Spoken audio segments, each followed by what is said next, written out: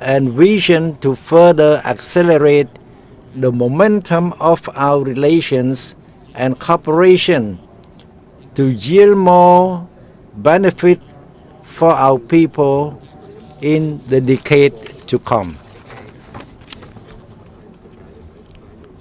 Next, I would like to invite His Excellency Justice Trudeau, Prime Minister of Canada, the co-chairman, to deliver opening remark.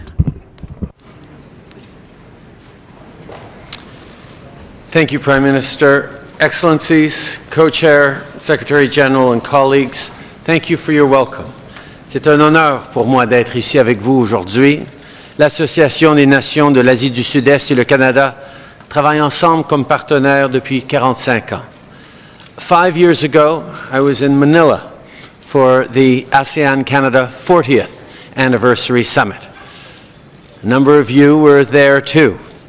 I was with you in Singapore the following year, and then we had an election in 2019 and COVID hit in 2020 and 21.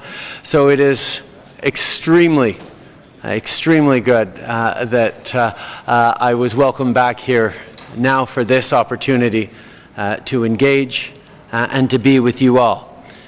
Because so much has changed over the past 5 years, but one thing that hasn't is the need to work together to overcome the challenges we face. In fact, now more than ever, we need to double down on cooperation.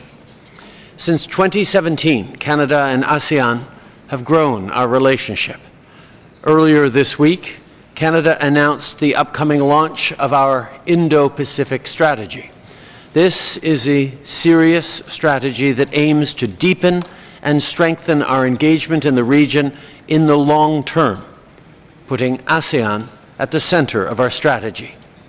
This is a generational shift, and today I'm announcing concrete investments that are part of our commitment to this relationship. As you know, negotiations are underway for an ASEAN-Canada free trade agreement. We have so much to offer each other as partners, and we look forward to continuing this work together. This is why we're investing in the ASEAN-Canada Plan of Action Trust Fund. Not only will this help strengthen our partnership, but it will support the participation of ASEAN's most vulnerable in Canada-ASEAN Free Trade Agreement negotiations. To expand Canada's business and investment networks in the region, we'll invest in a new Canadian trade gateway in Southeast Asia. We want Canadian businesses to know more about Indo-Pacific markets, especially sectors and solutions where Canadian innovation can respond to regional demand. This means more jobs and more markets for Canadians, and it means more growth for ASEAN countries.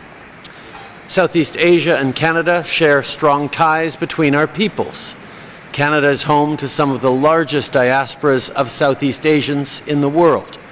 And we believe that even closer ties between the region and Canada mean more opportunities for everyone. Many Southeast Asian students enrich our universities and communities. To continue supporting them, we'll expand the successful Canada-ASEAN Scholarship and Educational Exchanges for Development program. This means that more students from ASEAN member states will be able to get exchange opportunities for study in Canada.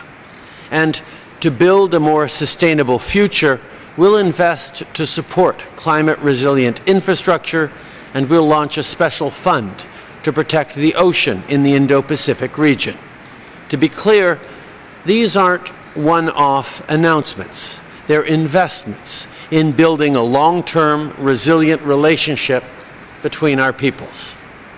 Je suis très heureux d'être avec vous aujourd'hui pour resserrer les liens déjà très forts entre les Canadiens et les populations de l'Asie du Sud-Est.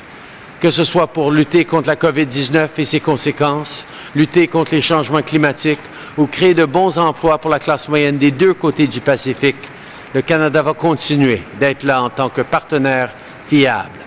Canada will continue to be there with you to act, to address challenges together. Thank you very much. Thank you, Excellency Prime Minister.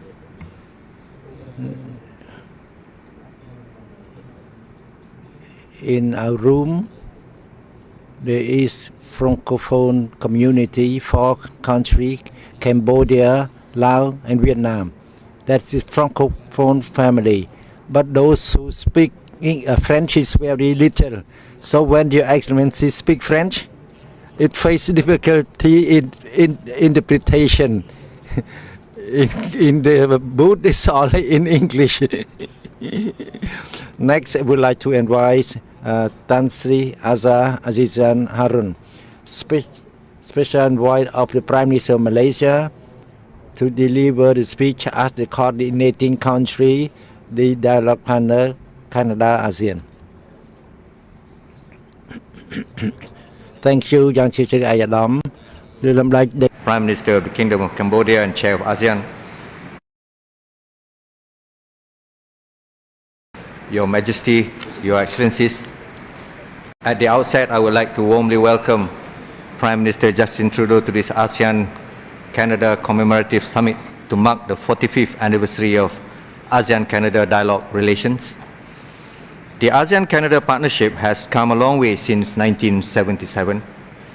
Relations have progressed significantly from the initial focus on development cooperation to encompass all the 3 pillars of the ASEAN community.